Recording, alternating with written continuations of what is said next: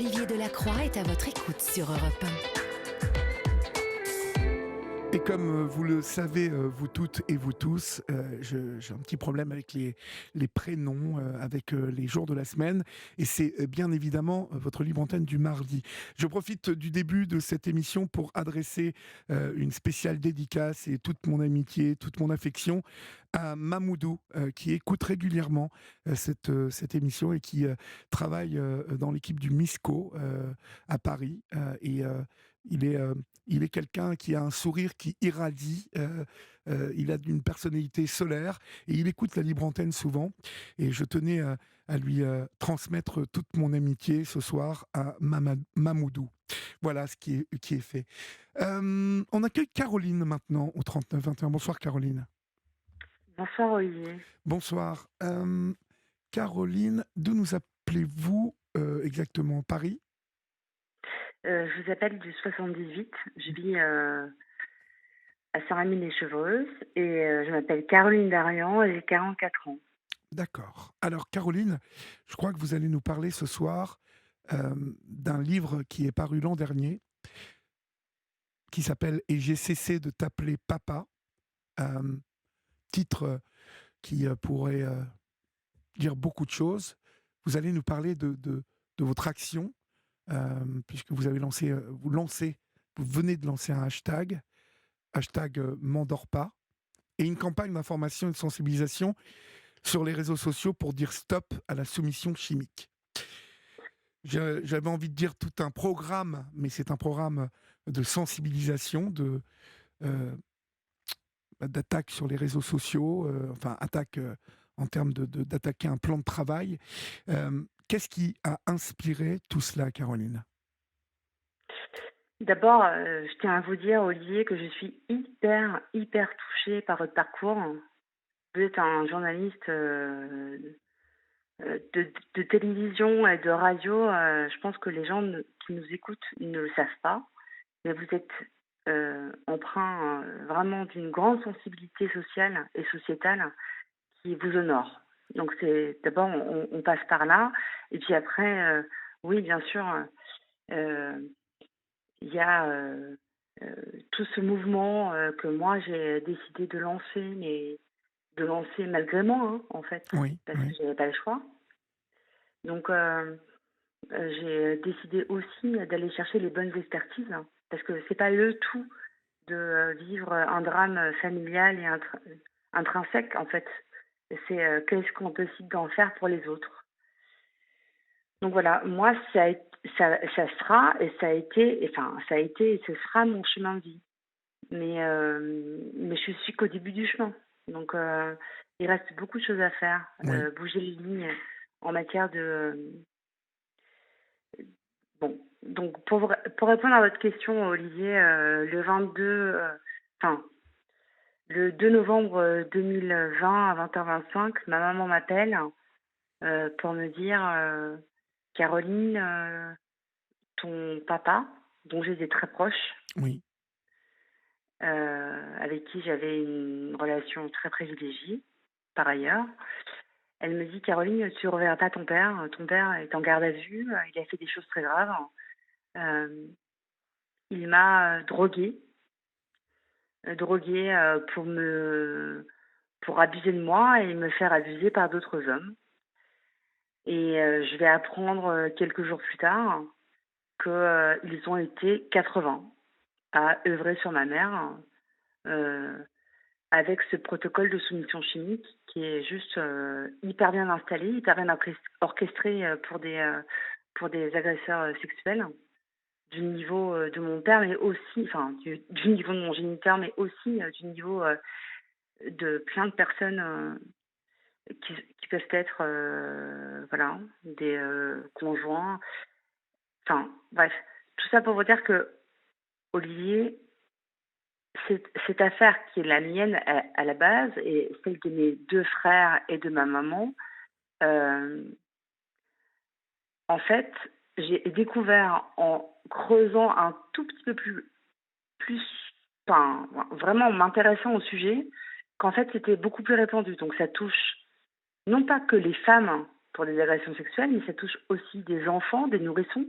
dans les biberons quand ils dorment pas la nuit. Ça touche aussi des personnes âgées en cas de sénilité avancée. Voilà. Donc, c'est, je me suis dit, mais comment c'est possible en fait? Bah oui, c'est possible parce que c'est comme ça en fait. Donc, C'est fou, cette histoire, en fait. Vous avez dû... comment est-ce que vous avez pris cela, en fait parce que vous avez dû être saisi de torpeur, en fait.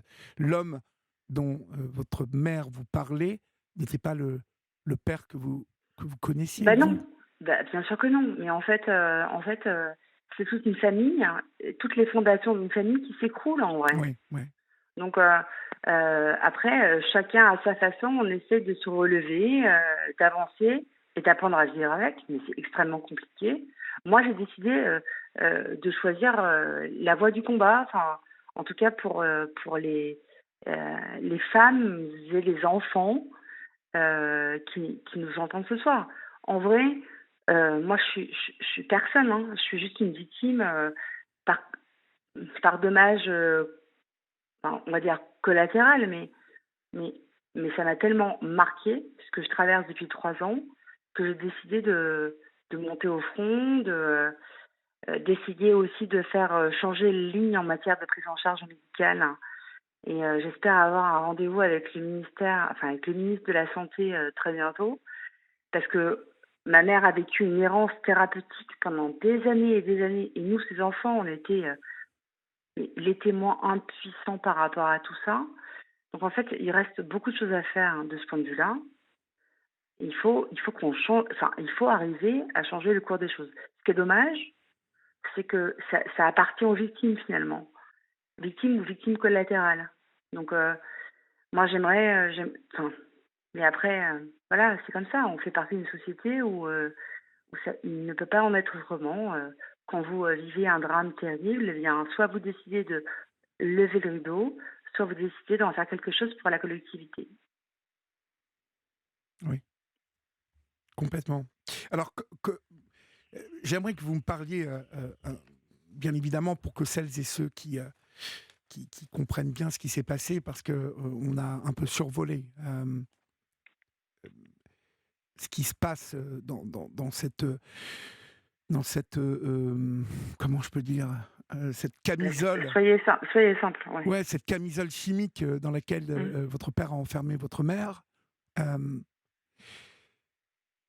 elle Mais ne, elle ne se rend, elle ne se rend compte de rien, votre mère, en fait. absolument de rien. En fait, mais même encore aujourd'hui, en fait, si vous voulez, comment vous dire, Olivier? Quand on vit 50 ans auprès de quelqu'un, même 3 ou 10 ans, peu importe, et qu'on se sent aimé, heu, considéré, Oui, il y a un moment donné, les mécanismes, d'emprise émotionnelle et affective, c'est extrêmement compliqué de les décoder, en vrai.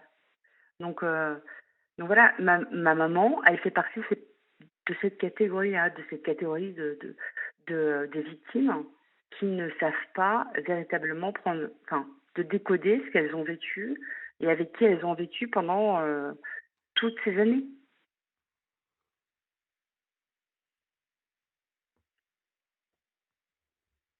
oui, bien évidemment, mais alors, comment s'en est-elle aperçue?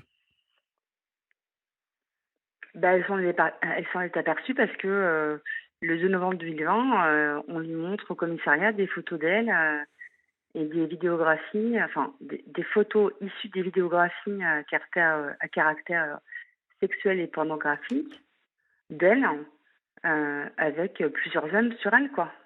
Donc ça dure allez, à peu près 5 heures, Oui. mais c'est d'une violence inouïe, inouïe. Ma maman, à ce moment-là, elle a 69 ans. Est-ce que j'ai eu votre mère au téléphone? Est-ce qu'elle m'a appelé? Jamais. D'accord, Mais elle ok. est, Non, mais parce que je vous parle de ça, parce qu'il y a 5 mois, 4, 5 mois, quelqu'un m'a appelé et le témoignage, en tout cas ce qui est arrivé à votre mère, ressemblait fort un témoignage que nous avons eu sur la Libre Antenne il y a 4 mois. Donc, je vous posais la question parce que, bon, voilà. Ah Euh, bon? oui, oui, Non, ça ressemble. Non, ce sera jamais ma mère, hein. Donc, d'accord, c'est une autre personne. Enfin, mais c'est pas ma mère. C'est pas ma d'accord, maman. d'accord. Vraiment pas. Non, non, mais je vous posais la question parce que ça me semble tellement ahurissant euh, qu'un homme puisse faire ça à sa femme et le répéter, vous voyez. C'est- voilà, je me rappelle on avait été totalement saisi par ce témoignage. Et lorsque Julien m'a parlé de votre démarche et de ce qu'avait vécu votre maman, voilà, je me suis posé la question. Parce que, voilà, peut-être suis-je naïf, hein, encore une fois, mais, mais c'était la première fois que j'entendais parler de telles pratiques d'hommes Oui, c'est beaucoup plus mariés, répandu qu'on ne le croit. et visiblement, oui. Non, mais ça concerne pas que les femmes, hein, Olivier, hein. Ça concerne aussi les enfants, des nourrissons. On est, c'est simple, hein, c'est facile. La mort à femme ici familiale aujourd'hui, très facile, hein. Des anxiolytiques, des somnifères, des antihistaminiques pour faire, plonger un enfant dans certaines catégories socioprofessionnelles. On met dans le biberon d'un gamin pour le faire dormir des antihistaminiques à forte dose, parce que voilà, c'est comme ça. Ou alors, on va dire, euh, on va considérer en tant qu'aidant, pas la famille proche, hein, mais les aidants dans des EHPAD, par exemple, vont considérer qu'ils peuvent s'autoriser à mettre dans le verre d'une personne âgée, une grand-mère ou un grand-père, euh, parce ils sont dans un degré de sénilité avancée. Ok, on va les faire dormir. Donc Mhm. Alors, ils nous font chier, ils mhm, nous font chier. oui. Donc, donc ça se passe comme ça. En fait, la soumission chimique, c'est beaucoup plus large. Beaucoup plus répandu. Mais on va continuer à en parler. On va être obligé de faire une petite pause, si vous voulez bien, Caroline. Et on se retrouve dans quelques secondes et vous allez continuer à m'expliquer quel type de pratique vous avez pu constater. À tout de suite. Sur Europe 1, venez vous confier à Olivier Delacroix en appelant le 01 80 20 39 21. Numéro non surtaxé, prix d'un appel local. Nous sommes ensemble jusqu'à 1h du matin et depuis le début de l'émission, nous sommes avec Caroline. Caroline, auteure d'un livre qui est sorti l'an dernier, et j'ai cessé de t'appeler papa aux éditions JC Lattès. Et puis Caroline qui aujourd'hui lance un hashtag m'endors pas, sur les réseaux sociaux, une sensibilisation pour dire stop à la soumission chimique. Alors, vous évoquez, Caroline, bon nombre de pratiques pour endormir des personnes âgées, endormir des bébés, endormir des enfants. Bon, finalement, ce sont des gens qui pratiquent la camisole chimique pour, bah, en fait, étouffer les gens qui les embarrassent, en fait, dans leur vie de tous les jours. Euh, on reviendra à ce type de pratique parce qu'il me semble important de revenir dessus. Mais là, je lisais que pour votre mère, 70 hommes ont été identifiés par la police. Euh, ça fait carrément froid dans le dos parce que ces hommes, aujourd'hui, est-ce que depuis qu'ils ont été identifiés, est-ce que, de votre point de vue, ils savaient que votre mère était droguée? Est-ce Bien qu'ils sûr, savaient? Oui, ils savaient tout ça. bien sûr. Enfin, je veux dire, c'est pas 70, ils ont été 83 à œuvrer. 83. À œuvrer. Ils ont été 83 à œuvrer entre l'âge de 22 ans et de 71 ans. Non, mais quelle horreur. Ils sont issus de enfin, ils représentent, c'est un panel de la société française aujourd'hui, mais vraiment, vraiment. Donc, ils ont entre 22 et, enfin, au moment où ils seront jugés, ils ont pris quelques années, mais au moment des faits, ils ont entre 22 et 71 ans. Donc, ça pose question en fait. Ça pose question sur le droit du consentement de la femme. Même si ma maman était droguée, et même si pour eux, ils vont considérer que c'était un jeu de couple, alors que c'est même pas entendable, hein. Moi, j'ai vu ma mère dans des postures, hein, je peux vous dire, parce que je me suis Mm, mm. constituée partie civile Ouais. dans le dossier, et j'ai vu ma mère dans des enfin, Non, mais bon, je me demande pourquoi même vous vous êtes imposé cela, parce qu'on aurait pu vous épargner cela, je pense. Mais peut-être était-ce une volonté de votre part, je ne sais pas, oui, oui, bien sûr. Moi, j'avais besoin enfin, de de comprendre. comprendre Ouais. d'où je viens, qui a orchestré tout ça. C'était mon père. Qu'est-il arrivé à votre père pour atteindre un tel niveau de saloperie, de Je ne sais pas barbarie? vous répondre. Je ne sais pas Vous ne vous savez pas me répondre. répondre. Je ne sais pas vous répondre. Je ne sais pas vous répondre. En tout cas, moi, ce que je peux vous dire ce soir, Olivier, c'est que moi, le 2 novembre 2020, j'ai cessé de l'appeler papa. Ah oui, non mais j'entends. Il est en prison ou il est... Non, il est en prison, il est incarcéré, D'accord. et voilà. Et je ne le reverrai pas avant le procès. Et je ne tiens pas à avoir une... Enfin, je parle pour moi, mais en vrai, on est 3 Oui, enfants, donc oui, c'est compliqué. Je ne veux pas parler pour mon frère aîné oui, je comprends. Thomas, et je ne veux pas parler pour mon petit frère Julien. En fait, je veux pas, mais pour moi, en l'occurrence, je n'irai pas le voir en prison. Est-ce qu'il a essayé de vous parler, de vous contacter, de vous écrire? Oui, bien sûr, mais D'accord. comme c'est une personnalité qui est très à part, Qu'entendez-vous par là? bah, il s'adapte. Donc, c'est quelqu'un qui a été, je pense, une personne, de par sans doute son histoire familiale, mais en tout cas, j'ai découvert, moi, en 2021, qu'il était capable, même 3 semaines après son incarcération, capable de sortir des courriers, via des codétenus, sans même passer par la voie légale, quoi. La voie légale, ça veut dire via la juge, quoi. Oui, oui, Donc, ça, en fait, moi, mon géniteur, mon père a toujours été un roublard, quoi. oui. Mais, mais avec cette affaire, c'est un nom, enfin, ça c'est, comment vous dire, j'ai découvert véritablement qui il était, quoi. Et donc, moi, j'ai fait un rejet total en tant que femme. Et je suis la seule fille de cette fratrie, donc je peux vous le dire, mais vraiment avec mes mots à moi. Oui. Mais j'ai fait un rejet total et j'ai décidé de ne plus jamais l'appeler papa. Mmh.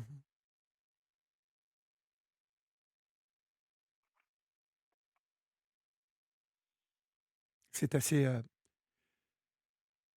terrible pour vous, enfant, c'est je me mets à votre place, en fait, et lorsque l'on découvre que la personne qu'on aime, hein, parce que, visiblement vous aimiez votre père, vous partagiez vraiment, une complicité avec ce père, hein, Mm.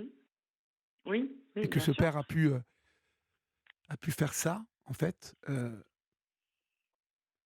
ça doit être très déroutant. Hem, Ça l'est, ça l'est. Et je vais vous dire une chose. Il y a deux options dans ce cas de figure. Soit on s'écroule et on se laisse couler, soit on décide d'en faire quelque chose pour la collectivité. mmh Moi, ça a été mon choix. Moi, mon choix, c'est d'en faire quelque chose pour les autres. Donc, je vais rencontrer le ministre de la Santé, enfin, j'espère, le ministre de la Solidarité et de la Santé bientôt. Je veux, je souhaite, mais vous ne savez même pas à quel point, je veux espérer changer le cours Oui. de la prise en charge médicale des victimes de soumission chimique en Mmh France. mh. C'est très important pour moi. Je comprends. Nous allons venir sur ce combat et vous allez me reparler parce que bien évidemment, de cette affaire, découlent, hem, vos constatations, par rapport à ces pratiques et dans d'autres cadres que le cadre, Absolument. sexuel, fantasmagorique et C'est pas que les femmes. de prostitution aussi, hein, puisque je crois que votre Mais père, ce ne sont pas que les femmes. mmh comment mais d'abord j'aimerais savoir comment va votre mère? Parce que comment vit-elle cela aujourd'hui? Parce que je suppose que ça a été une sidération totale et d'une violence inouïe de se voir elle-même parce que elle a été obligée d'être confrontée à ces images. Combien de temps, je ne sais Absolument. pas, mais Et moi, je peux pas parler, je ne parlerai, je ne vous ne me parlerez pas permets, à sa place. D'accord. je ne me permettrai jamais de parler à sa place. Jamais. Son procès, il aura lieu l'année prochaine, Oui, en février ou en mars 2024. Je tiens, ça sera d'abord et avant tout son procès. Donc moi, j'ai pas à parler pour elle, vraiment pas. En revanche, ce que je peux vous dire, c'est que elle essaye de vivre normalement et, euh, et c'est une très belle personne. mmh. Voilà. Elle est forte? Elle est très forte. D'accord. Non, bien évidemment, vous comprenez pourquoi je vous posais la question, parce que Évidemment, oui. l'aspect, inconscient, c'est assez terrible. Je veux dire par là que lorsqu'on est victime d'agressions sexuelles, Elle en a parfaitement conscience. Elle sait consciemment, très mais bien. voilà, consciemment. Mais là, quand on a été abusé inconsciemment, c'est quelque chose de très Non, en fait, particulier. oui, mais en fait, vous n'avez pas d'image, vous n'avez pas de flash, donc c'est compliqué. Je tiens juste à vous dire une chose, c'est que nous, enfin, moi, et avec le docteur Hatem Manzer et Lélia Chawashi, on a décidé de lancer un mouvement, hashtag m'endors pas, stop soumission chimique, dont euh, les ventes d'un t-shirt qu'on a réussi à créer bon an mal an, avec la marque l'uniforme bain, euh, seront reversées à la Maison des Femmes du 93. C'est très important pour moi parce qu'en fait, nous, on n'est pas là pour faire du business, quoi. On est là pour faire avancer les choses, quoi. Bien sûr, Vraiment. bien sûr, j'entends complètement. Bon, le procès aura lieu dans un an et nous serons là pour vous supporter et nous faire l'écho de votre combat. J'aimerais maintenant que vous me reparliez de ces pratiques. Comment avez-vous pu constater ce type de pratique? Est-ce que depuis que vous vous êtes lancé dans ce combat, vous recevez bon nombre de témoignages allant dans Absolument, ce ouais. sens? Bah, bien sûr, bien sûr. Racontez-moi, racontez-moi. En fait, moi, j'avais ma maman. Enfin, d'abord, l'histoire, la genèse de l'histoire, c'est que j'avais ma maman c'était à second. Elle était. On se parlait le matin, elle me rappelait le lendemain, enfin, l'après-midi pour me dire et au fait, Tom, il a fait quoi? Comment s'est passé? Enfin, Tom étant mon fils, donc j'ai bien compris qu'il y avait un problème. Et en fait, euh, avec ce mouvement, je veux qu'on euh, qu'on soit dans le véritable dans- lever l'enjeu de santé publique. Je m'explique. Aux risques sanitaires graves, comme les chutes, les comas, les grossesses non désirées, complications infectieuses, s'ajoutent les risques en lien avec l'exposition au long cours, comme l'était ma mère, hein, d'accord? Troubles du sommeil, troubles de la mémoire, troubles neurologiques, perte de poids, accident de la route, accident sur la voie publique, syndrome de sevrage. Il faut en avoir conscience. En fait, en vérité, euh, mon histoire, notre histoire familiale, elle vise aussi à surélever un vrai enjeu de santé publique dont personne ne parle. Personne n'a été. Il n'y a aucune entreprise, même pas les pouvoirs publics qui ont préempté ce sujet. Donc, Non, non, moi, je dis, c'est quelque chose qui incroyablement surgit là. Euh, on en entend donc moi, je parler dis, grâce à vous, hein, d'ailleurs, parce que moi, je dis, c'est très important, quoi qu'il arrive. Moi, je fais mon job, hein. Je fais mon job en tant que citoyenne, mais j'ai pas le pouvoir politique pour le faire. Je vais rencontrer le ministre des Solidarités et de la Santé, mais en vrai, c'est pas à moi de faire tout ça. Ça me demande une énergie de dingue. oui. Vous n'imaginez même pas. Je dois avoir ma casquette de victime, de, de, de l'air, comment vous dire, euh, de, merde, comment je peux vous dire, de, de mise en alerte, enfin, de lanceuse d'alerte. Oui. Et à côté de ça, j'ai aussi un boulot, quoi. J'ai aussi une famille. Enfin, faut que je gère tout ça, quoi. C'est extrêmement compliqué, mais à quel moment les pouvoirs publics vont décider de prendre ce sujet vraiment, véritablement au sérieux? La soumission chimique en France, ça concerne pas que les femmes, ça concerne aussi les enfants et les personnes âgées. Et ça pose aussi la question de la, du contrôle de la délivrance de certains médicaments, comme les benzodiazépines, donc comme les anxiolytiques, les somnifères, euh, les antihistaminiques, plein de choses, quoi. À quel moment le gouvernement va se dire, OK, il y a un vrai sujet à préempter pour nous, ministère de la Santé, enfin, des Solidarités et de la Santé. Mais je ne suis pas certain, Caroline, je ne suis pas certain qu'il y ait une prise de conscience du fléau, malheureusement. Je vous dis, ça fait 4 ans que j'anime cette libre antenne, et ça fait 12 ans que je, je fais mes films. Ce type de pratique, alors bien évidemment, j'avais entendu parler d'histoire comme ça, mais c'était un élément dans l'histoire, vous voyez. Depuis ce témoignage que nous avons eu sur cette antenne d'une dame qui nous a appelé au tout début, c'est-à-dire elle venait de s'apercevoir que tous les soirs, elle avait 72 ans, me semble-t-il, et tous les soirs, elle s'est aperçue donc que son mari la droguait avec des médicaments écrasés qu'il mettait dans la nourriture et je ne sais plus comment, je ne me rappelle plus malheureusement comment elle a découvert la chose, mais c'était similaire, alors dans une moindre mesure, puisque il y avait moins d'hommes, mais il y avait cet homme, son mari, qui avait fait venir d'autres hommes, et voilà, on avait eu ce témoignage, et depuis j'ai entendu parler de l'histoire de votre mère, et ici et là j'ai entendu parler, mais tellement peu, tellement peu. Vous semblez nous parler d'une pratique qui s'est étendue et qui s'étend de plus en plus. Et regardez les chiffres, interrogez-vous. Par exemple, parlez avec les experts de la protection de l'enfance, parlez avec les experts de la NSM. Que vous Vous allez disent-ils, voir. ces experts? Que vous Mais disent-ils? ils disent très clairement que c'est bien plus répandu.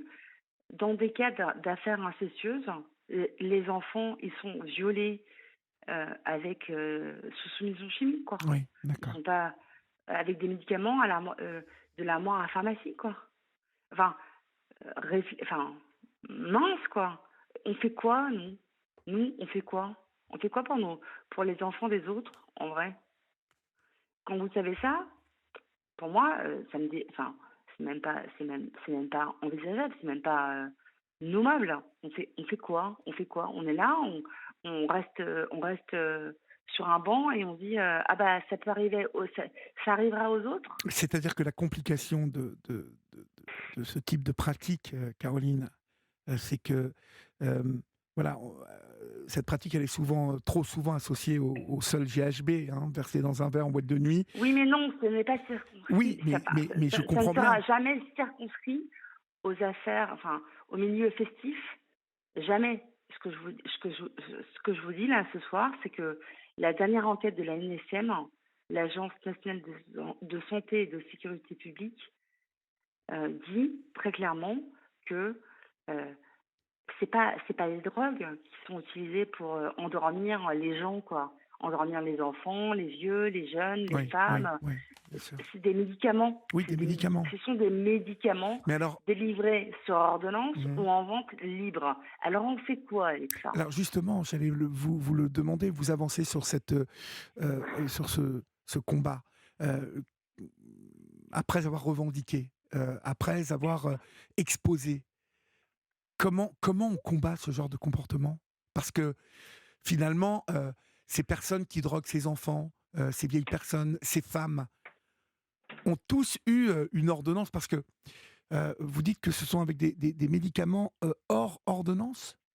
C'est l'armoire familiale, oui. C'est l'armoire C'est familiale. c'est l'armoire à pharmacie Comment familiale, lutter oui. contre ça alors? Bah, moi, je peux vous apporter une réponse concrète. Moi, ce que je voudrais, c'est que les pouvoirs publics s'en emparent. Parce Oui, que, en bien vrai, évidemment, mais ça va bah, être compliqué. Olivier, non, mais non, c'est pas compliqué. Il faut juste y aller et y aller franchement. Donc non, c'est pas compliqué. Quand on a des convictions, quand on sait ce pourquoi on se bat, il n'y a rien de compliqué. Oui, ça va prendre du temps. Oui, voilà, c'est chronophage, mais il n'y a rien de compliqué. Si vous voulez, ce qui me fait dire que cela va être compliqué, c'est que vous n'êtes pas sans ignorer que la France est parmi les pays, euh, euh, je crois dans les 3 premières places des pays les plus consommateurs de neuroleptiques, Oui, antidépresseurs, oui, mais moi j'entends bien mettre benzodéines. autour de la table. Oui, vous avez raison, Olivier. Donc, il y a Moi rien de j'entends bien facile. mettre autour de la table. Oui, Ouais. oui, moi C'est j'entends ça que je vous bien. dis, moi, hein, c'est que Quand je dis que je veux, hier, au sein du magazine enfin, quand je suis interviewée en direct par le magazine de la santé, quand on me demande, et alors après, c'est quoi l'objectif du mouvement? Du mouvement hashtag je m'endors pas, stop soumission chimique. Je leur dis très clairement, hein, je dis sur le plateau, moi je voudrais que les pouvoirs publics euh, euh, nous accordent avec tous les médecins qui m'entourent. Moi, je suis qu'une victime, hein, il n'y a pas de problème. Hein, mais je me suis mise en relation avec des gens qui ont enfin, avec des professionnels de santé. Nous, on demande très clairement demain, que le ministère accepte de mettre en place une mission interministérielle avec un groupe de travail, avec des personnels, des expertises, des personnes issues de la société civile, des victimes, mais aussi des médecins, des neurologues, des médecins spécialistes, et surtout de toutes les parties en fait. Comment est-ce qu'on fait demain, Olivier, pour optimiser clairement et faire bouger les lignes de la prise en charge des victimes de soumission chimique en France? C'est un vrai sujet en fait, ça n'existe pas. Aujourd'hui, il y a un boulevard, mais ça n'existe pas. Euh, c'est- personne ne s'est jamais occupé de ça. C'est dommage, hein. Ça relève du rôle des victimes, ou même des victimes collatérales, hein, de prendre à bras le corps ce sujet. bien Bah, sûr, bien sûr, que ça mérite. Non, mais nous étions sur la difficulté. Et lorsque vous me disiez que tout est facile, je crois malheureusement que avec la plus grande volonté du monde, on s'attaque là à une pratique très compliquée à enrayer et qu'il va falloir mettre euh, dans, dans le circuit de celles et ceux qui vont combattre ce type de comportement et de pratique, la oui, protection moi je le judiciaire. ferai pas, mais moi je le ferai pas tout seul. C'est bien pour ça que je me suis entourée de Radha Bien Témointer, sûr, bien la sûr. fondatrice de la Maison des Femmes, de Leila Chawashin qui est mandatée tous les ans pour faire cette enquête au, par la NSM. Mais en vrai, on est sourd quoi. En vrai, on se bat dans le vent quelque part quoi. On est en train de travailler dans notre cours, dans notre périmètre, mais on ne fait pas écho auprès des pouvoirs publics. Donc à quel moment on va devoir se lever et se dire ok, c'est pas normal quoi, c'est pas normal qu'il y ait une zone blanche entre les victimes de la soumission chimique et le corps médical, hein, qui sont le premier repas aujourd'hui pour prendre en charge les victimes, hein. À quel moment ça va se passer ça? À quel moment je ne sais pas. À quel moment? Parce que j'essaie hein, d'être ultra positif, Caroline, mais euh, ce, ce type de, ce type de pratique implique qu'à un moment la victime se rende compte, ou comme dans l'affaire de votre Non, maman. elle peut pas se rendre Bah compte. oui, Ma mais mère, elle donc s'est jamais rendue compte de rien. Donc ben ça là veut est dire que toute le la mouvement complexité. hashtag n'entend pas. C'est ça. Oui, mais ce que je veux vous dire, Olivier, c'est que ce soir, on parle du mouvement hashtag m'endors pas. Hashtag m'endors pas, ça veut dire dites-vous bien que ça peut vous arriver. Et il y a un site internet qui s'appelle www.menvorpas.org qui explique tout le cheminement. Moi, je reçois plein de demandes depuis un an de femmes et encore plus depuis le lancement officiel depuis le lundi 22 mai. Et vous n'imaginez même pas à quel point moi je deviens le réceptacle de femmes qui disent comment je fais moi si ça m'arrive. Enfin, je pense que ça m'est arrivé, mais comment je fais je vais vers qui je me Oui, retourne vers oui. qui Mhm. comment je peux être prise en charge ou comment ma fille ou ma copine peut être prise en charge. Oui, oui. Moi, j'ai pas Mais non, toutes les réponses. bah non, non. Bah voilà. Et ce Donc que le je vous site disais, c'est que, mentorpas.org. ah oui, ce que je vous disais, c'est que, voilà, tout ça est très inquiétant parce que la complexité déjà de ce type de pratique euh, fait que voilà, Non mais tout est à faire en fait, tout est à. en fait, Olivier, je vais vous dire une chose. C'est juste quand on soulève le couvercle sur sur ce genre de pratique, c'est c'est tentaculaire. C'est véritablement tentaculaire. Donc Je n'en doute pas, je n'en doute pas. Votre père, par exemple, j'ai lu un peu votre histoire et on voit comment s'est fait gauler votre père. Voilà, il s'est fait gauler en filmant sous la jupe de certaines femmes, enfin de 3 femmes au supermarché. Imaginons un seul instant voilà, que son délire là, enfin, je sais pas comment appeler ça, parce que pour aller filmer sous la robe des femmes au supermarché, je pense qu'il faut être atteint, déjà bien atteint.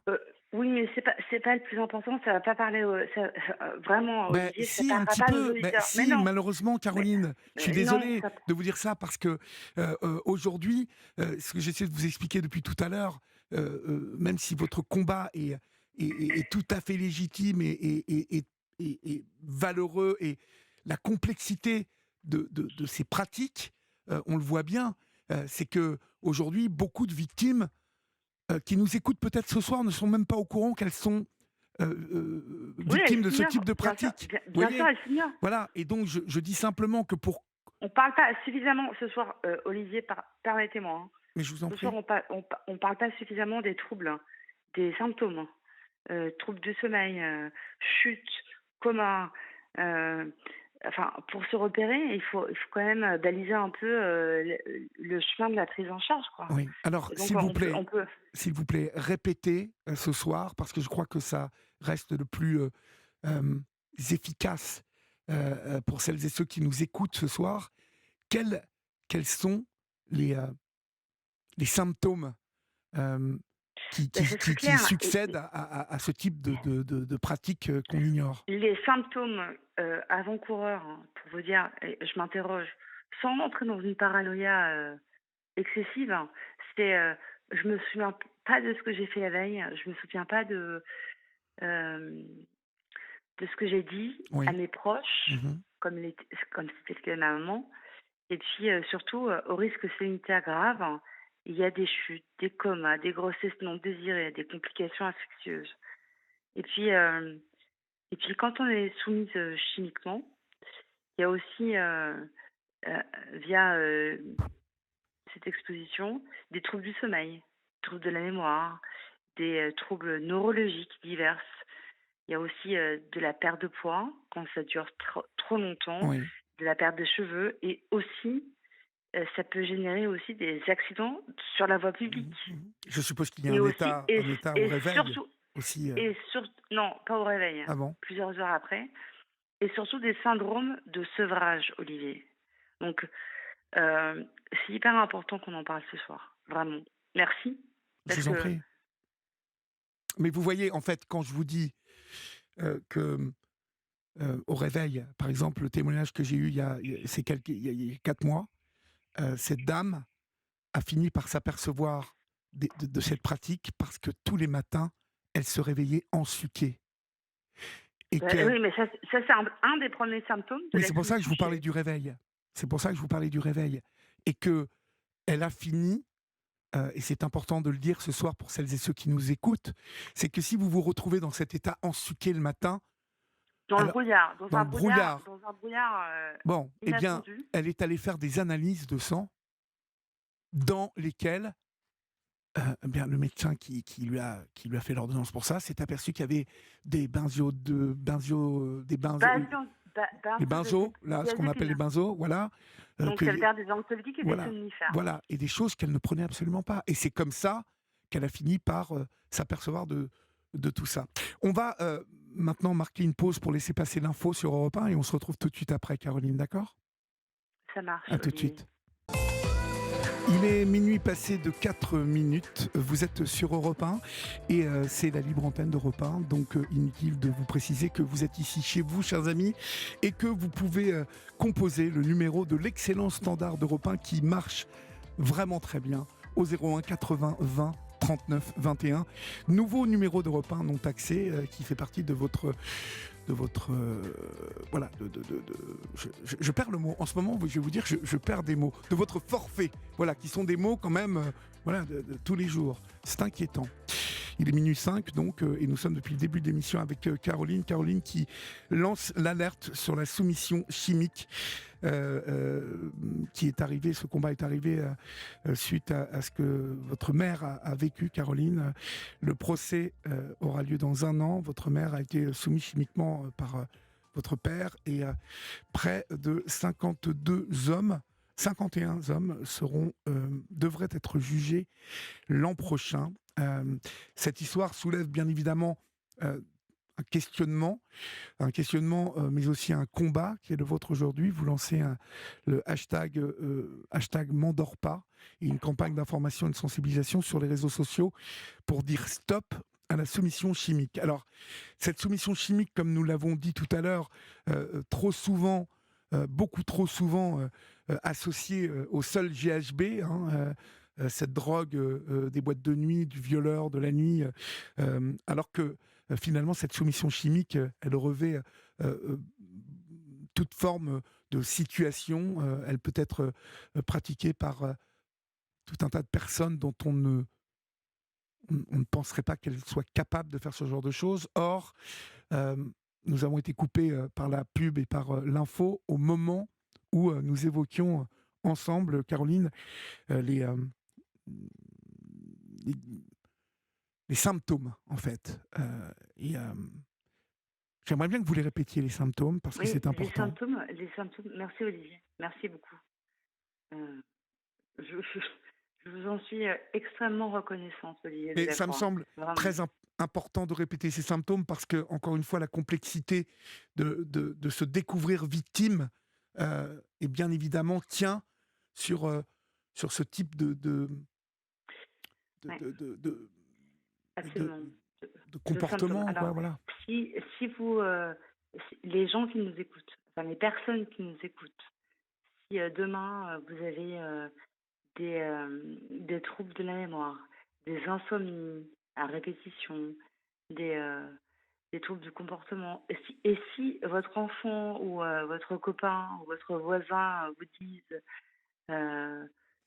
mais j'ai pas compris ce que tu m'as dit hier soir, il y a un problème, enfin, parce que c'est pas lié qu'à l'administration, enfin, voilà. S'il y a ce genre de symptômes, c'est hyper important que l'entourage proche et même les victimes avérées s'écoutent. Écouter le doute, c'est déjà le plus important. Vous n'imaginez même pas à quel point c'est compliqué, quand on est victime de soumission chimique, de passer les portes d'un commissariat, de voir, puisqu'on sait désormais que ça se passe dans la sphère familiale et intrafamiliale, de devoir déposer plainte contre une personne que l'on connaît et qu'on a aimé, et qu'on en aime, c'est extrêmement compliqué. C'est un tabou supplémentaire. Je parle de ça parce que je sais que j'ai longuement discuté avec Arnaud Gallet, qui est cofondateur de notre mouvement, qui a lui-même été incestué pendant des années via la famille. Et voilà. Donc, Il m'a dit: «Mais en fait, Caro, oui, tu as raison, tu as raison, tu as raison. En fait, il y a plein d'enfants qui se font, heu heu, toucher, ou même parfois violer sous soumission chimique, mais ça, on n'en parle pas». Et moi, ce que je veux dire, c'est que parler aux professionnels, véritablement aux gens, de la protection de l'enfance, heu heu moi, je ne fais que je ne fais que mettre le doigt sur quelque Ouais, chose, hein. vous mettez en Mais lumière des pratiques mais dont on parlait évidemment, peu. mais je veux absolument pas mon en mon anger enfin, comment on dit? Enfin bref, je veux Vous absolument pas. enorgueillir, Oui, oui, merci, je merci. vous en prie. Heu, c'est absolument pas le sujet. Moi, je veux que les choses bougent. Bougent pour la collectivité, bougent pour les victimes et surtout pour la société. Moi, je suis, très, très, très, très sensible, hein. Moi, je n'ai plus de père, je n'ai plus de mère et pour ainsi dire, je n'ai plus de famille. Enfin, donc c'est C'est simple, hein, dramatique ce qui s'est passé, dramatique. c'est simple. Ouais. Et si, j'ai juste mon frère aîné qui m'écoute ce soir et je voudrais lui dire à quel point je l'aime très fort. Il s'appelle Thomas et je l'aime infiniment. Il me supporte dans toutes mes actions. Il est formidable. Et en plus, c'est un tonton génial pour mon fils Tom. Et voilà. Et franchement, merci Thomas. Je t'aime de tout mon cœur. Voilà. Et je préfère faire. Enfin, voilà. C'est important pour moi de dire, il n'y a que lui qui est aujourd'hui autour de moi. Vraiment, hein. Ce livre, et j'ai enfin, l'écriture de ce livre, et j'ai cessé de t'appeler papa, c'est j'ai perdu la moitié de ma famille en même temps. Mhm. Oui, c'est terrible. Et on pense bien évidemment à votre frère qui nous écoute, parce que chacun de vous doit vivre de manière particulière cet événement. Et c'est voilà, du jour au lendemain, on perd son père, en fait, dans des circonstances totalement ahurissantes. Et on pense bien à vous ce soir, nous, la communauté de la Libre Antenne d'Europe 1. Je rappelle le titre de votre livre, euh, qui est paru l'année dernière. Si vous qui nous écoutez, vous voulez en savoir plus, euh, et j'ai cessé de t'appeler papa aux éditions. C'est Jean-Claude Lattès, c'est ça? Oui, JC Lattès, oui. JC Lattès. Euh, Mais c'est paru aussi en format de poche pour être le plus accessible aux éditions HarperCollins. Ça coûte même pas 10 € maintenant. D'accord. Donc voilà. Vous avez Et lancé, c'est important. vous venez de lancer l'hashtag M'endors pas. Hashtag M'endors pas, donc, qui est une campagne d'information et de sensibilisation sur les réseaux sociaux pour dire stop à la soumission chimique. Si vous qui nous écoutez, j'appuie à nouveau sur ce point, vous vous réveillez le matin dans un état qui vous surprend, en tout cas qui n'est pas normal, allez faire des analyses. C'est déjà un premier pas pour que vous en ayez le cœur net. Et puis bientôt, bien évidemment, vous qui nous écoutez, si vous repérez un comportement anormal, n'hésitez pas à parler. Nous sommes là dans un territoire sombre. Euh, je dis sombre parce que, bien évidemment, ces pratiques sont effectuées par des êtres tordus et des êtres sombres, mais on peut vérifier l'armoire à pharmacie, comme l'a dit Caroline, voir ce qu'il y a dedans, qui prend ça et pourquoi, comment, dans quelles conditions. Euh, Soyez alerte par rapport à cela, parce que, vous l'aurez compris, cette soumission chimique n'est pas que pour les femmes qui sortent en boîte de nuit, mais elle s'étend aux enfants, aux personnes âgées, aux jeunes femmes, aux femmes plus âgées, à certains hommes aussi, possiblement. Et ce combat, bien évidemment, vous l'aurez noté à travers les arguments de Caroline, est très important. Je vais vous dire bonsoir, Caroline, et merci pour votre témoignage si précieux sur l'antenne d'Europe 1 ce soir. Oui, Euh, merci infiniment. et n'hésitez pas, bien évidemment, à nous donner de vos nouvelles et bien évidemment à nous tenir au courant de ce combat. Hein. Olivier, Oui, je vous embrasse bien fort. merci, Vraiment. Caroline, moi aussi. J'ai beaucoup de respect pour vous. Merci beaucoup, merci. Et j'en ai beaucoup pour vous aussi. Passez une bonne nuit. Au revoir. Bonne nuit. Au revoir. Bonne nuit.